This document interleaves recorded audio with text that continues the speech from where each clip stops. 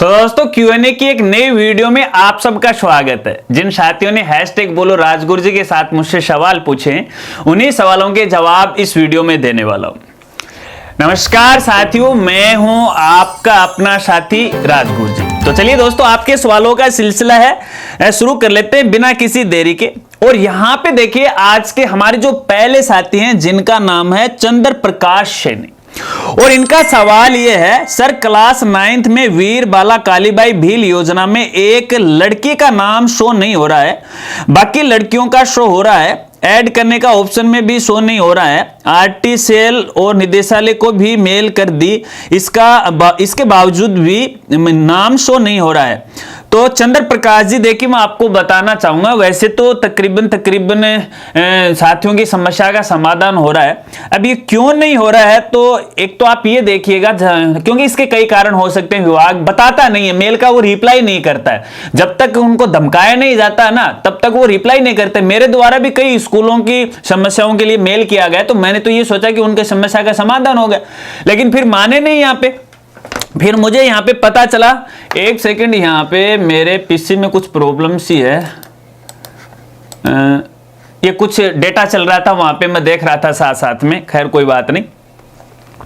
तो यहाँ पे तो रिप्लाई नहीं दे रहे थे, फिर उनको डराया धमकाया, तब जाके उन्होंने रिप्लाई किया कि भाई इसका ये कारण है। कम से कम अगर समाधान नहीं हो रहा है तो उसका कारण तो बताए, ताकि स्कूल वाले परेशान नहीं हो। खैर कोई बात नहीं। देखिए, एक तो ये देखिएगा, जो लड़की है पिछले साल फेल तो नहीं हुई है, क्योंकि फेल बालिकाएं इस योजना के लिए पात्र नहीं।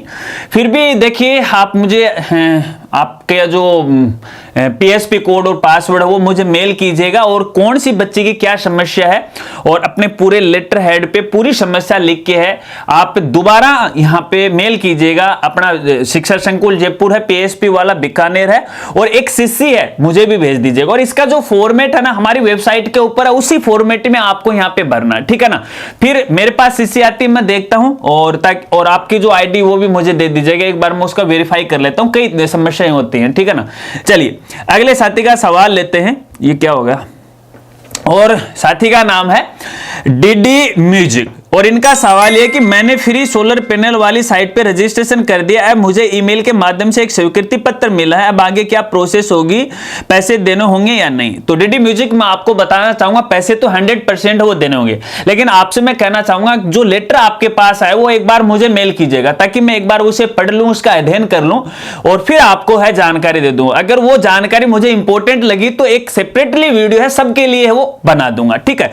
चलिए अगले साथी का सवाल लेते हैं, और पूछने वाले हैं दिन्नू, और इनका सवाल यह है, सर जी न्यू सेशन अप्रैल से स्टार्ट होने के कितने चांसेस है। तो दिन्नू भाई देखिए, मैं आपको बताना चाहूंगा, फिलहाल के हालात को अगर देखा जाए, जितनी अपनी राजस्थान सरकार और मदन दिलावर जी एक्टिव हैं, उस आधार पे तो 100% है, अप्रैल के अंदर है नया सेशन है वो शुरू हो जाएगा। क्योंकि यहाँ पे देखिए, सरकार का ये मानना है कि कुछ प्राइवेट स्कूल हैं जो अप्रैल के अंदर, जो सीबीएसई से मान्यता, अप्रैल के अंदर ही अपना सेशन वगैरह शुरू कर लेती है, तो गवर्नमेंट स्कूल में नामांकन है वो कम हो जाता है। तो बस इसी सोच के आधार पर वो अप्रैल से है वो शुरू करेंगे। फिर भी अगर कोई बड़ी समस्या आ जाए, विभागीय कोई और समस्या आ जाए, तो देखिए मैं इसके बारे में कह नहीं सकता, लेकिन फिलहाल के आधार पर यहाँ पे 100% होगा। चलिए अगले साथी का सवाल लेते हैं, और पूछने वाले हैं विक्रम प्रजापत, और इनका सवाल यह है, सर जी राम राम जी, राम राम, महाराजा गंगा सिंह यूनिवर्सिटी का नॉन कॉलेज फोरम कब से शुरू होगा, बताओ प्राइवेट। तो विक्रम देखिए, मैं आपको बताना चाहूंगा, देखिए राम रोम नमस्कार ये मत किया करो, आप सभी मेरे लिए समान नहीं हो, क्योंकि इसमें वैसे टाइम वेस्ट होता है। मुझे पता है कि आप सवाल पूछने के लिए आए हो, तो मैं बेझिझक आपके सवालों का जवाब दूंगा, ठीक है। इससे मैं कोई बुरा नहीं मानता हूं कि राजगुरु जी को नमस्कार नहीं किया बुरा मान जाएगा, नहीं, मैं ऐसा इंसान नहीं हूं, मुझे तो जवाब देना होता, तभी तो आपके लिए क्यों नहीं वीडियो रखी है। खैर कोई बात नहीं। गंगा सिंह यूनिवर्सिटी बीकानेर वाले की बात करें तो देखिए, जैसे मैं आपका ये कमेंट ले रहा था, तो यहाँ पे मैंने साइट के ऊपर देखा, ठीक है, तो यहाँ साइट पर देखा, तो अभी मैं साथ साथ में और काम भी कर रहा हूं, तो यहाँ पे अगस्त का एक नोटिफिकेशन देखने को मिला मुझे, ठीक है ना। तो अगस्त के अंदर है, यहाँ पे फर्स्ट सेमेस्टर के फॉर्म है वो भराए गए, जैसा कि आप यहाँ स्क्रीन पे देख रहे हो, और उसके बाद यहाँ पे देखिए आगे इनकी कुछ डेट है वो भी एक्सटेंड की गई। तो अलग से मुझे यहाँ पे कोई नोटिफिकेशन देखने को नहीं मिला। तो यहां पे अगस्त में आपके फॉर्म है, मेरे ख्याल से यहां पे है वो भरे जा चुके, क्योंकि यहां पे देखिएगा ये जो नोटिफिकेशन जारी किया गया है ये इनका लिखने का तरीका कुछ अजीब सा ही है, जो मुझे भी यहां पे थोड़ा सा शंका यहां पे हो गई नोटिफिकेशन को लेके। आदेश में कहीं पर तो सेकंड और फोर्थ सेमेस्टर लिख रखा है, कहीं पर कुछ है वो लिख रखा है, शुरुआत में फर्स्ट सेमेस्टर भी लिख रहा है, और जब विज्ञप्ति का नोटिफिकेशन है वहां पर भी फर्स्ट सेमेस्टर लिख रखा है, और अंदर है कुछ सेकंड और फोर्थ लिख रखा है, जो कि अलग अलग कोर्स के लिए। तो भैया देखिए फॉर्म तो अगस्त से भरना वो शुरू हो गए, बाकी देखिए और तो यही जानकारी फिलहाल मुझे मिली है। चलिए अगले साथी का सवाल लेते हैं और पूछने वाले हैं कॉमेडी विद KBR सर। अरे KBR सर कौन सी कॉमेडी करते हो, जरा हमें भी दिखाओ और हमारी ऑडियंस को भी दिखाओ।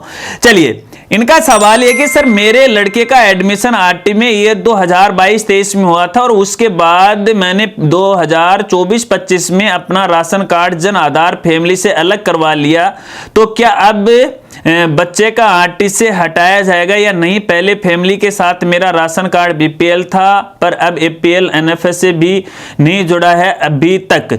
तो भाई कॉमेडी मैन मैं आपको बताना चाहूंगा, देखिए इससे वैसे कोई खास फर्क है वो नहीं पड़ता है ना, क्योंकि देखिए अगर आपका जो एडमिशन BPL के आधार पर हुआ तो वो एक अलग बात है, अगर सामान्य आधार पे हुआ, क्योंकि आपने अपनी कैटेगरी शायद यहाँ पे नहीं दर्शाई है तो मुझे मालूम नहीं है ना, तो मैं कंफर्म तो आपको नहीं कह सकता कौन सी कैटेगरी की आप यहाँ पे बात कर रहे हो।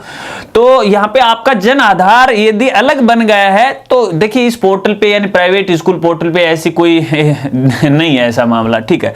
लेकिन फिर भी आपको कहना चाहूंगा एक सुझाव है आपके लिए, आपका जो नया जन आधार नंबर है वो PSP पोर्टल यानी स्कूल का जो पोर्टल है उस पे आप अपडेट जरूर कराएगा, क्योंकि यहाँ पे देखिए जो RT के बुकों का पैसा है वो फिलहाल तो अभिभावक के सीधा खाते में आने वाला है, और आगे भी जो भी सरकारी योजनाएं हैं इन बच्चों के लिए उन सब का पैसा जन आधार से आएगा। तो ऐसे में अपना जन आधार जरूर अपडेट करवाएगा स्कूल के पोर्टल पे, ठीक है।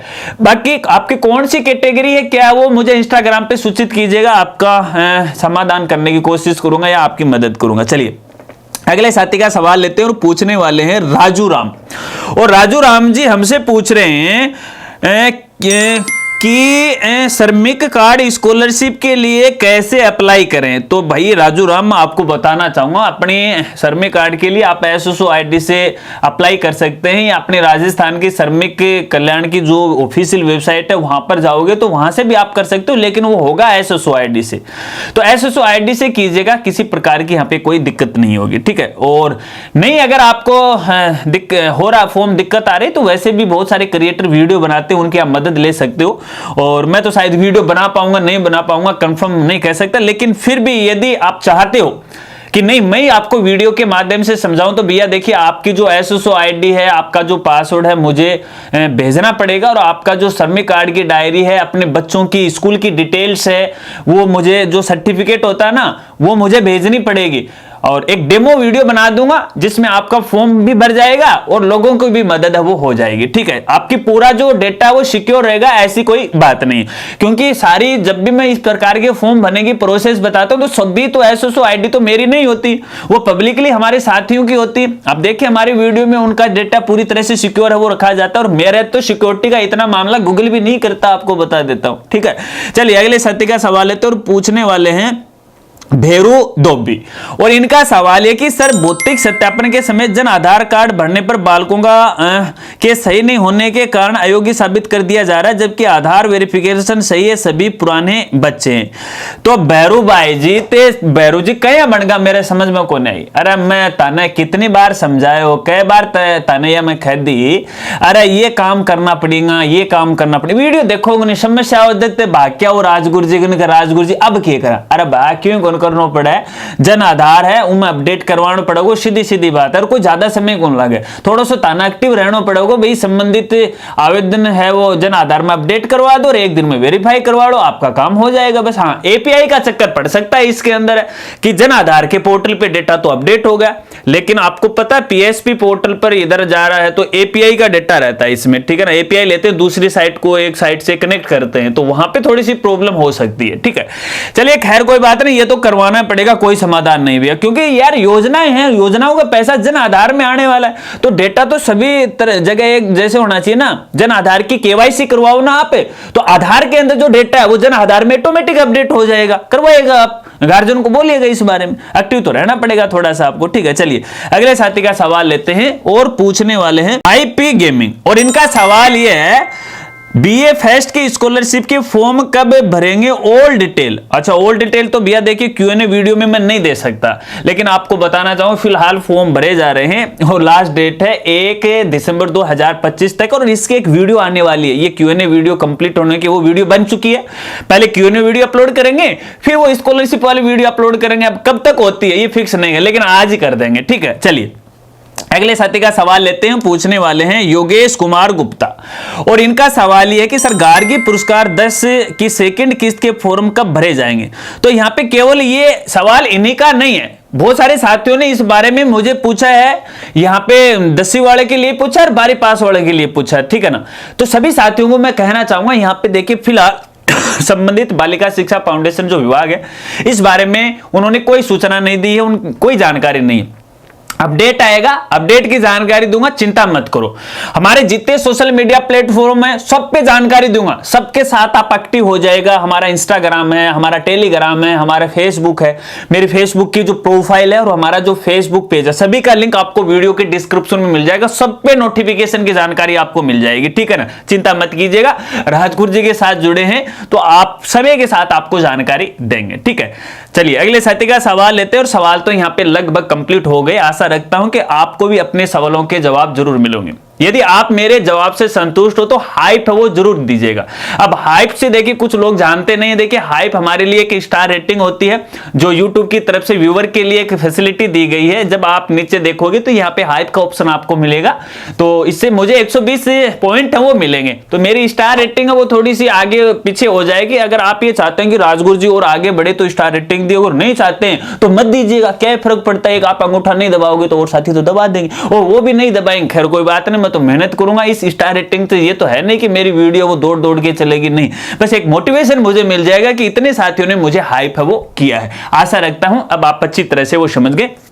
अगर आप भी चाहते हैं कि आने वाली Q&A वीडियो के अंदर मैं आपके सवाल को शामिल करूं, तो जब भी आप अपना कमेंट करो या फिर सवाल पूछो तो हैशटैग बोलो राजगुरु जी के साथ है वो पूछा करो। और तकरीबन ये जो सवाल है ना आप सैटरडे को पूछ लिया करो। और वैसे भी मैं देखिए हमारे चैनल के कम्युनिटी पोस्ट के अंदर एक पोस्ट डालता हूं हर सैटरडे को, जब मैं Q&A वीडियो लेनी होती है, और कई बार नहीं भी आती है क्योंकि दूसरे काम में बिजी हो जाते हैं, बाहर चले जाते हैं, तो Q&A वीडियो नहीं बना पाता हूं। तो उस पोस्ट के नीचे आप डालिएगा, और देखिए उसका नोटिफिकेशन नहीं मिलता, कई साथियों की शिकायत रहती, तो मैं आपको यहां पे बताना चाहूंगा, देखिए चैनल को सब्सक्राइब करने के बाद ऑल नोटिफिकेशन उसे जरूर ऑन कीजिएगा। अगर ऑल नोटिफिकेशन कर लोगे तो हमारे चैनल की जितनी भी एक्टिविटी है वो सब आपकी स्क्रीन पे नोटिफिकेशन आपको मिलता रहेगा जब भी आप YouTube खोलोगे, या नोटिफिकेशन यदि आपने ऑन कर रखा है। तो मिलते हैं फ्रेंड्स अगली एक नई वीडियो के साथ, नए अपडेट के साथ, तब तक के लिए जय हिंद, जय भारत।